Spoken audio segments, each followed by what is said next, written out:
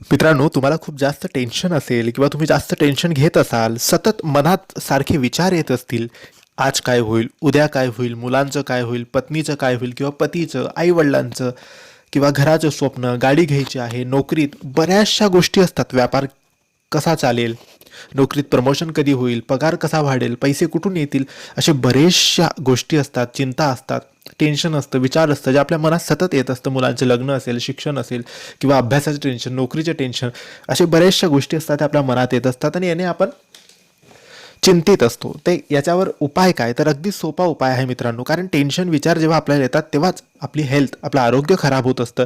आणि जेव्हा आपल्याला टेन्शन विचार येणार नाही तेव्हा आपण बिंदास्त राहू, हसत खेळत राहू. कारण उद्या काय होणार आहे हे कोणाला माहीत नाही. म्हणून याच्यासाठी एक उपाय आहे. शांत जागेवर एकट्यामध्ये बसा, स्वामींचे नाव घ्या, डोळे बंद करा आणि स्वामींना बघण्याचा प्रयत्न करा डोळे बंद करून.